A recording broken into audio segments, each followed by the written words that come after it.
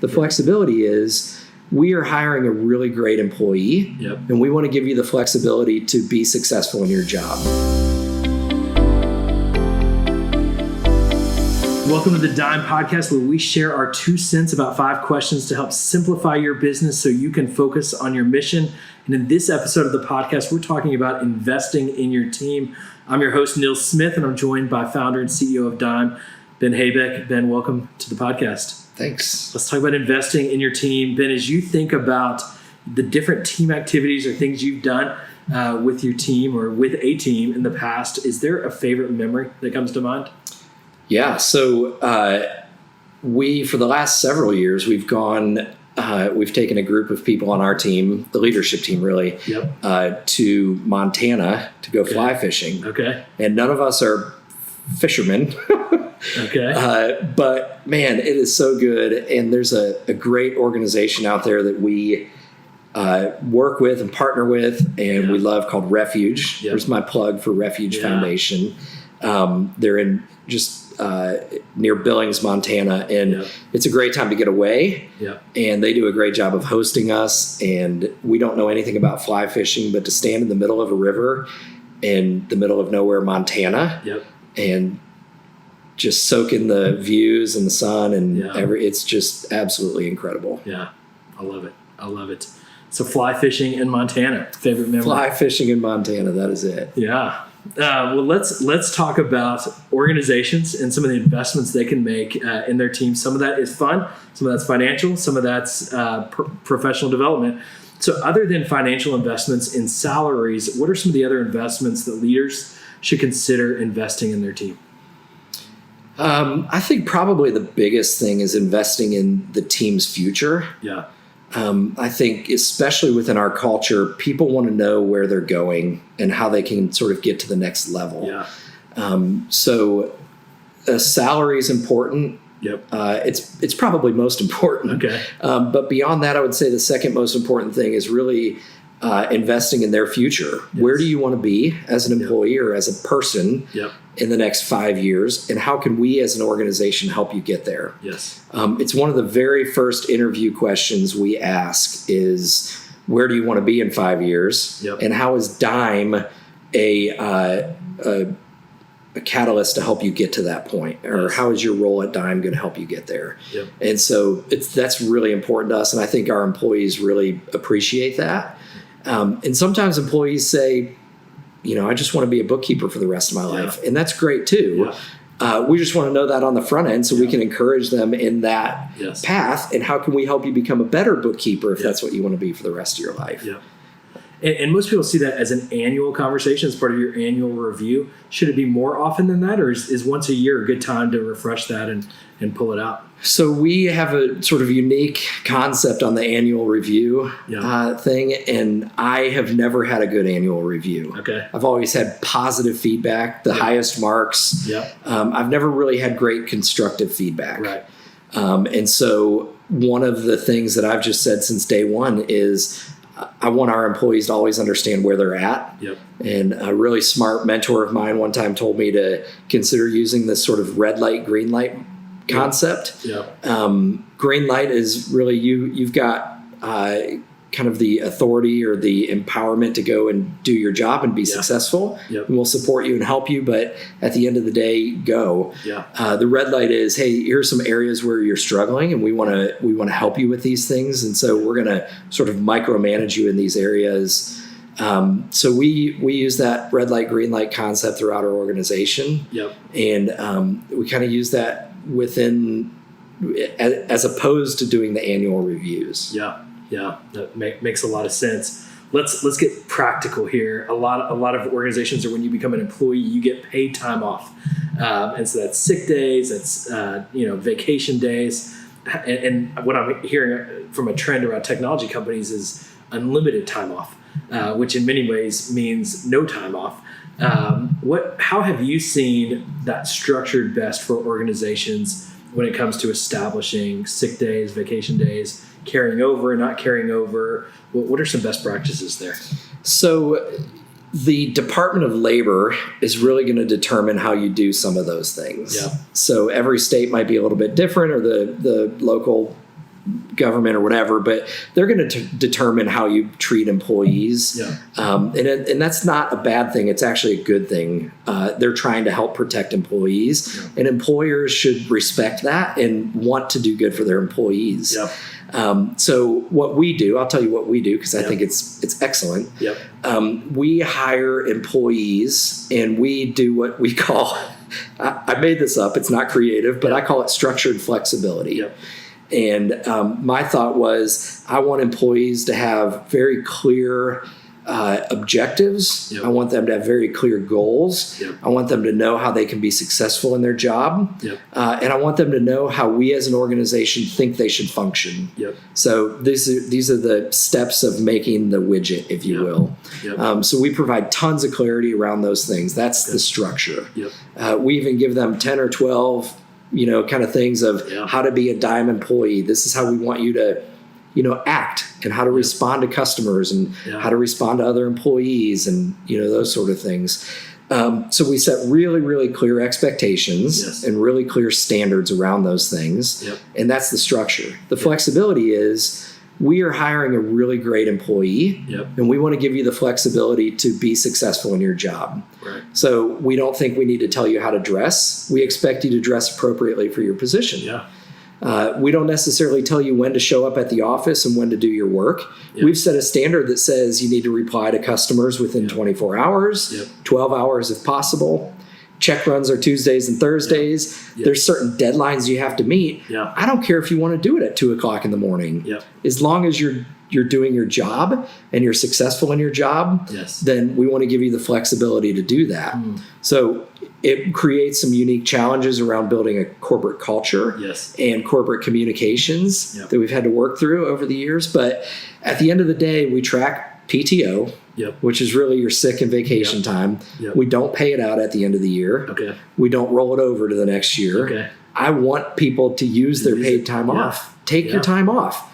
Rest. This is a very important thing. Be with your family. It's something we value as a company. And those are both things that we put in our list of how to be a good dime employee. And so take your time off. If you don't, then that's your fault. But we really want you to. And so we specifically don't roll it over for that reason. But we create clear expectations. We give you the flexibility. And really the last piece of that is, I don't ever want an employee to feel like they have to ask for time off to go to a doctor's appointment. That to me just feels like it's totally ridiculous. And I don't want somebody to feel like they have to request time off to go to their parent-teacher conferences or to go spend some time at their kid's school. I think that's totally ridiculous. If somebody needs to take time off to go on vacation, they have to make sure that somebody is there to cover for them and to get the bills paid and to do their job. And it's been extremely successul for us. We don't have to micromanage people. People don't take advantage of it. In fact, most employees, when they go on vacation, they say, I'm going to work on vacation, which is like, no, close your computer, shut it down. But I don't know. I think that's really important, is to value the employee, respect them as a professional, give them structure so they have clarity, and then give them flexibility to be successful. And one of the things that I heard over and over again, though, in what you just said is how key flexibility is in all of those things. Is that, do you feel like, is a dime differentiation that works for your organization? Or do you think that's every organization today should really be looking to lean into flexibility when it comes to hours? It used to be 8 to 5, and it was a hard 8 to 5 and a 1 hour lunch break. And do you think that's a dime differentiation? Or do you think really every organization in today's age needs to be thinking about flexibility more significantly? No, I definitely think everybody needs to be thinking about flexibility. I think that our culture has just shifted a little bit.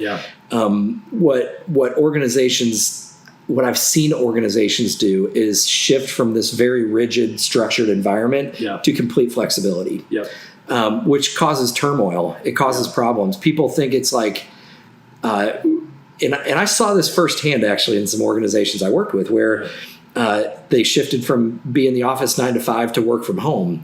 Well, work from home meant I can go lay by the pool as long as I check my email. or I can wear basketball shorts as long as I wear a polo shirt for my video call. Yes. And the truth is, what you really want out of your employees is you want them to go to work at home. Yes. So you want them to wake up at 8 o'clock yes. and go into their home office and start working. Yes. And you want them to end at a specific time, and you want them to be available at specific times. And yes. So you have to provide enough structure so that people understand that. And I think our culture understands that now. Yeah. When everybody first shifted to that work from home thing, it was chaos. But I think organizations need to learn to do a better job of setting the expectations and casting that vision around the virtual or the flexible work environment. Yeah, no, I'm going down this path a little bit, but I think it's an interesting conversation. Do you think that trend towards virtual work is going to increase, or do you think it's kind of expanded and that's probably the end of that shift? So this is my opinion.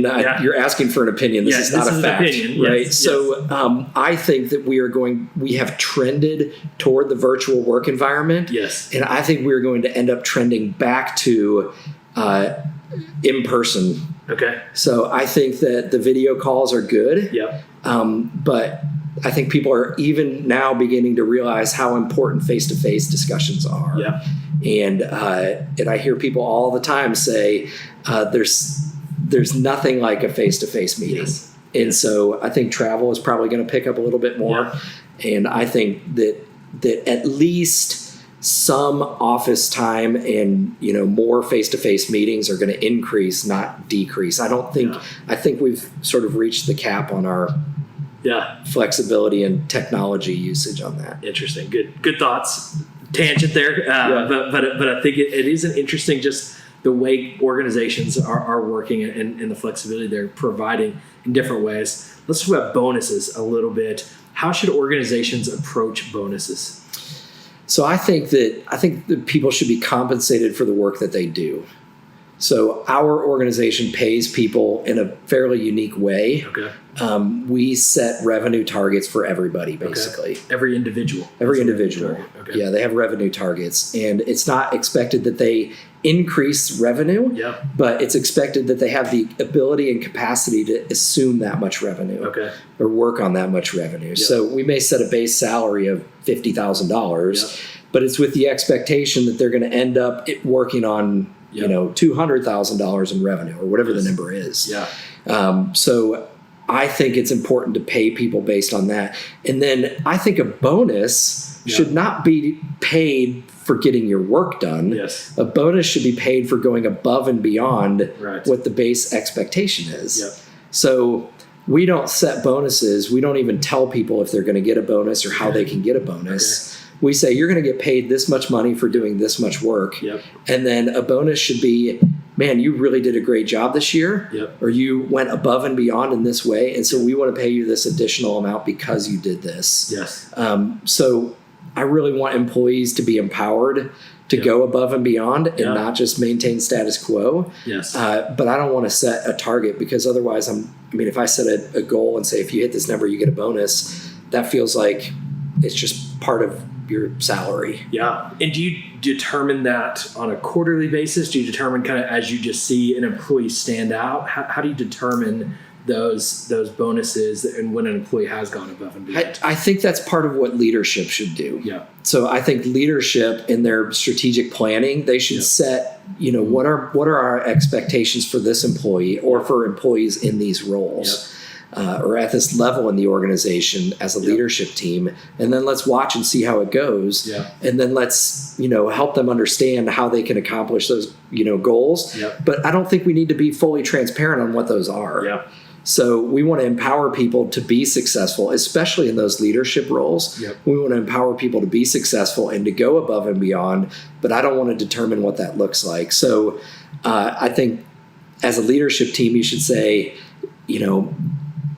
for example, internally, we review everybody's kind of productivity and profitability quarterly. So we don't necessarily pay bonuses quarterly, but there are certain people that we would look at and say, hey, for the last quarter, they've really done a great job. And so we paid third quarter, which is a weird time to give bonuses, but one of our team leaders came to us and said, I want to pay out bonuses to people. Yeah. They've really done a great job. They had a hard quarter, but they stayed through it. And so we paid out, $2,500 bonuses to each person on his team. So it was important to him. It fit within our margins. They went above and beyond. And so we want to, bonus people or incentivize people for doing that. Yeah. And have you found bonuses to be something that are better handled privately or publicly, because you can see where it can create some resentment if it's publicly, but it can also create incentive. People can see where somebody else went above and beyond to set a model. How have you handled that, or have you seen organizations handle that well or poorly? Yeah. So I think that some cultures, company cultures, it works best to do kind of a public acknowledgement. We work with lots of accountants who tend to be a little bit more introverted. And so that public acknowledgement is not quite as effective. But what we like to do on a team level is really acknowledge people's successes. So when we get an email from a customer saying, hey, so-and-so did a great job, we like to announce that to the team. And sometimes when they really go above and beyond, I'll send an email to the whole company and say, hey, so-and-so really did a great job here. And I want to publicly acknowledge. And that really goes a long way. We handle bonuses and those kind of things privately. We just think that's a private thing. And we just, I want to sit across from somebody, or I want their team leader to sit across from them and say, man, you really did a great job. And here's why we value that. And here's why we value you. And so we're going to give you this as a thank you, for going above and beyond. That's great. Makes a lot of sense. Let's talk maybe about professional development or personal development.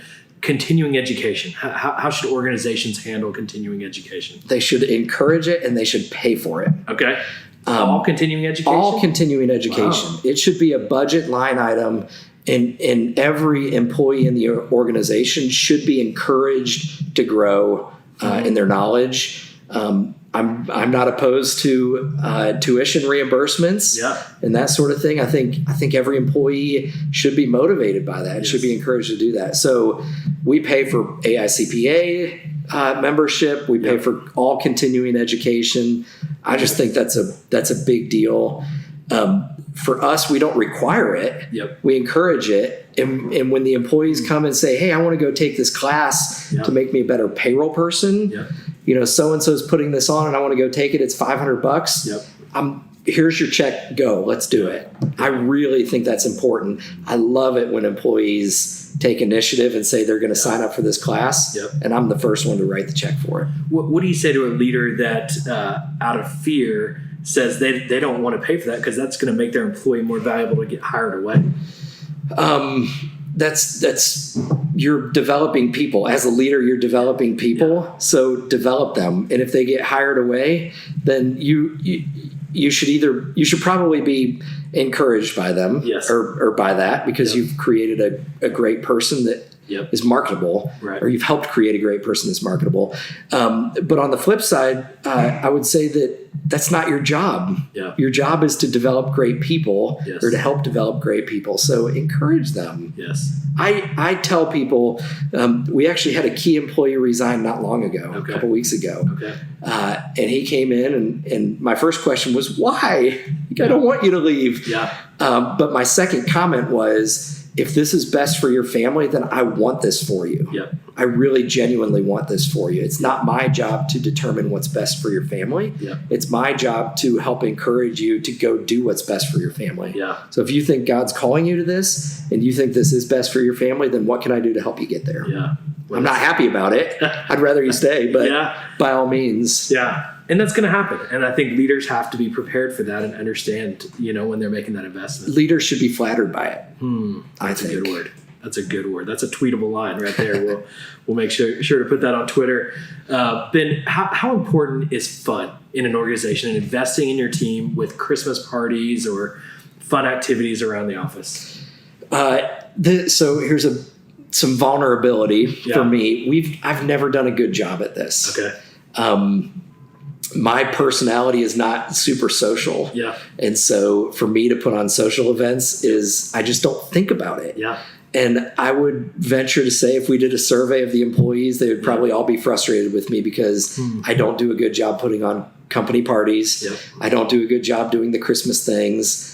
I just don't think about it. It's not my personality. Yeah. So I think it's really important. Okay. And last year was the first year we did a company Christmas party. We only did it with our leadership team, and we encouraged the team leaders to kind of have, parties or get-togethers with their individual teams. And so it's something that we are going to do every year going forward. Yes. But it took me 10 years to get to that point. Yeah. And so I haven't done a great job of it, but I think it is extremely important. And I think our company has suffered because I haven't done a good job of it. Wow. Thanks for that vulnerability. Yeah. As we wrap up this podcast, any final advice you would give to leaders when it comes to investing in their team? I think that the CEO, I think their job description is probably 3 or 4 things. Yeah. But one of those things, and one of the most important things, is to build a great company culture or a great corporate culture. Yes. And the only way to do that is to invest in the team. Yes. I can't say that I'm the best at it. I know I have my weaknesses in that process, but it's my job as the CEO of this organization. It's your job as the pastor. The senior pastor is really the CEO of the church. And so it's their job to build that corporate culture, and you cannot outsource that to somebody else in the organization. It's not an HR responsibility. Yeah. It's not an HR program. It's not the operation guy's job. It's your job as the CEO to build that culture. And I think that's of utmost importance in the organization. Yeah, boy, that is such good advice and so valuable. I hope if you're a leader that you're thinking right now, even if you only have 1 or 2 employees, how can you better invest in your team? How can you better encourage your team? And that investment is so valuable. And it's not just a good investment, it's an essential investment in growing your organization. Thanks so much for listening to this episode of the Dime Podcast. To learn more about Dime, go to simpledime.com. And if you would, leave a rating and review on Apple Podcasts or wherever it is that you're listening to this episode.